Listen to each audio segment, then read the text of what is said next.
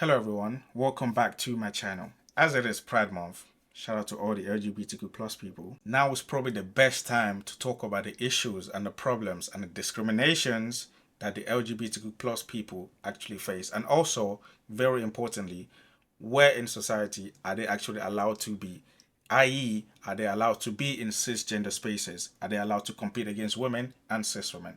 Where better to have this whole discussion than on the one and only Piers Morgan. But before we get into today's video, it will be massively appreciated if you're new here, subscribe to the channel, and also if you enjoy the video, drop a like. Let's get into it. I want to play something which has had a lot of people talking on social media. This is Sesame Street, where all the puppets are holding hands, making up the pride flag, and they say, on our street, everyone is welcome. Together, let's build a world where every person and family feels loved and respected for who they are. Happy Pride Month. I guess I would say, Parker, again, the problem with this is it's this kind of enforced virtue signaling. It reminds me in a way, for very different reasons, the day in the George Floyd fallout, when everyone had to do a black square on their Instagram, or somehow they were racist. And I refused, and everyone called me a racist. I went, why does putting a black square on my Instagram make any difference to anything? Again, with this, if you don't go along with the Pride Month stuff, then somehow you must be homophobic, is the kind of way this all seems to work. And I don't like that. I don't understand why we have to have any more of these enforced things where everywhere you go for a whole month, everything's Pride. Why? Why can't everyone just get on with their lives? I mean, he says that, but I'm not really sure. I think probably like there's a small group of people, small amount of people on the left, far left, that seem to continuously like use the rhetoric that anyone that doesn't seem to like actively take actions to support trans people, you must be transphobic. That's a totally different, that just makes no sense at all. I think a small amount of people are like uttering that kind of like rhetoric, but I don't think most people that support trans people or the LGBTQ plus people, I don't think most of them actually say that. But obviously, it's like it's a more small amount of people, but they're making such a big wave and a level of attention that doesn't represent the overly majority of people that actually support trans people. I think this is usually something that's typically wrong with social media. A small amount of people can have a very large voice. Yeah, so like a way that I would respond to this is by saying that because of the bigotry and dehumanization that exists in our society, it's important to have these things for acceptance to decrease the level of bullying that exists in our society targeted towards the LGBTQ plus community. Now, no one's saying that you have to go to Pride, Piers. No one's saying that you have to involve yourself with Pride. When I go outside, I live in Los Angeles. I don't see rainbow flags. I don't think anyone's actually saying, hey, you got to put rainbow flags up. Hey, you got to put rainbow flags on your Instagram. And you got to do this. It's like, no one is really saying that. It's a very small amount of people that are having a large voice. That's probably one of the problems with social media in general. Is everywhere. So I'm confused what you're talking in Los about. Angeles, you walk down the street and just, you must be joking, but you can barely move in Los I live in Angeles. Los Angeles. I've got a house in Beverly Hills. You might as well put a pride flag over the whole place. I'm sorry. I've been to those areas. Pride flags aren't everywhere. And when you live in Beverly Hills, right, that's specifically like not even right next to downtown. So that's where most of the rainbow flags would be. If you've actually been to LA recently. It's my serious point to you. If you actually want to do something constructive, to say the trans community, for example, wandering around with LGBTQ plus, and no one can ever remember now how many letters and digits there are on these. You just said it. It gets it gets bigger and bigger. And I've seen one with 2 in it and all sorts of stuff, a 2-spirit, whatever. It's all. It is IA plus. Yeah, I know, but then there's 2 and everything. It gets ridiculous, right? And this is the problem with these things. It's never ending. It's like there were 2 genders, then there were 10, then there were 80, then there were 100. All of it's nonsense to me. However, it wasn't like this, then that, if you want to think that, it's a free world. Here's my point. If you actually want to make a constructive difference to, say, the trans community and trans rights and protect trans people, then the absolute worst way to go about that is the way that the trans lobby has tried to do it, by eroding women's rights in things like women's sport. That has exposed so many trans people to mockery, abuse, and the rest of it. And definitely, this is an important point, right? The whole way the trans people and LGBTQ plus people have been viewed, generally it's like a dichotomy. It's like the left will support it, but the right wouldn't.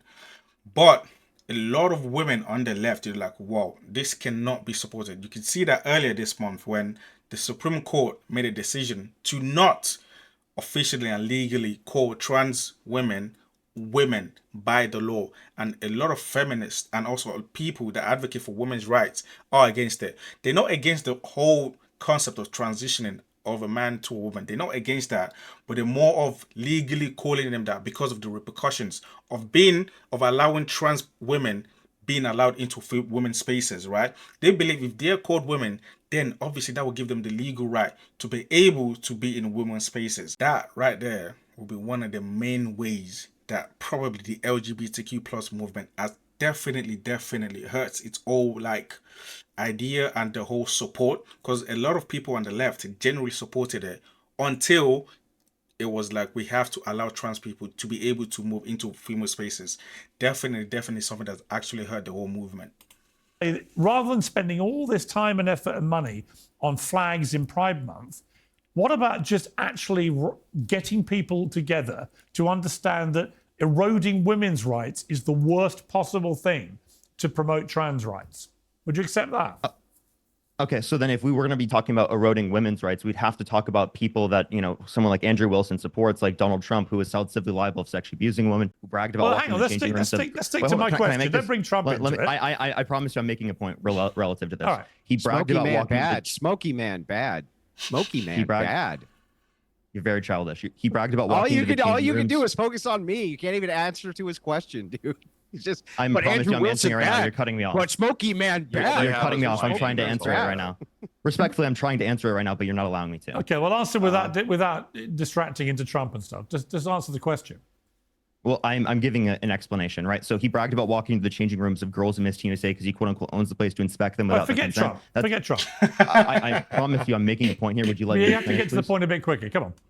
I promise you I am. I've had 15 seconds. Okay, so specifically, right, people like Andrew Wilson do not call that type of stuff out when it's explicitly harmful towards women's rights. You're playing whataboutery. I'm not interested in whataboutery. Because I haven't done that. So as somebody like me, talk to me, Parker, talk to me, right? As somebody who has always supported... I was going to refer to trans someone people. who's always supported trans rights, trans people's rights... disingenuous. Well, I have always supported trans people's rights to fairness, equality and safety, right to the point that it began to erode into women's rights to the same thing. And that's my point to you. Why waste all this time, effort and money on virtue signalling for Pride Month when in fact there's a real problem going on which remains unresolved because too many people on the left and too many young people go along with this absolute farce of trans athletes in women's sport, which exposes trans people around the world to extra mockery and abuse.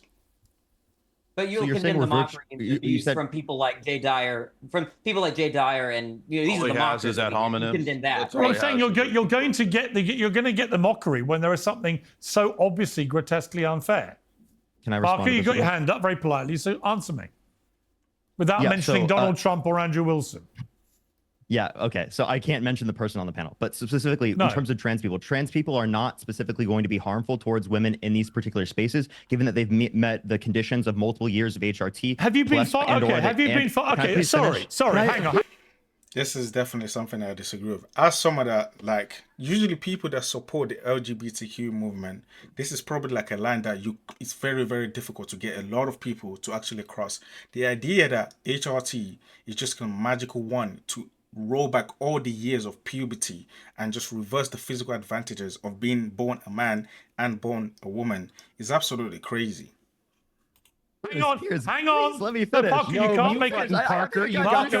Parker, literally, as you've said this, today it's been revealed. I'm finishing, Piers. Today, Piers, I'm trying to wait a minute. I'm trying to explain, Piers. You talked about safety.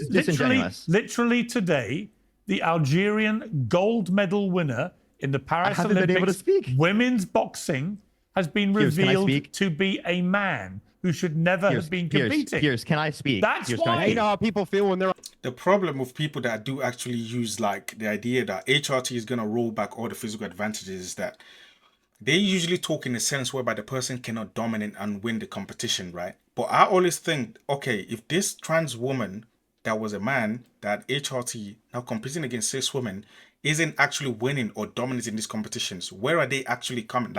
what position are they? At the second, third? Because if you're still third, that is still taking third from someone that would have been third in the first place. If you're finishing 20th against men, but then you transition into, as a trans woman, you transition into a woman, but you're finishing fourth, fifth, or third, you're still taking a huge advantage there. But they wouldn't say as an advantage because they come from an idea that if a trans woman isn't dominating and blitzing everyone in the women's sports, oh, that's not really like a physical advantage. Like, no, if they come third, they've taken the podium away. They've taken they've taken like a reward away from someone that potentially could have come third. That's the problem. These people don't see it. So the whole reason, the whole idea is if they don't dominate or come first in the competition, therefore, like, where's the physical advantage? Clearly, they're beatable. So if you can't beat her, it's like, no, you can't look at it like that. On your panels and you mute Can I speak without interruption, please? All right, answer. I've been incredibly nice on this panel. I would love to be able to speak without interruption. Is that okay, Piers? Yes, but answer my question.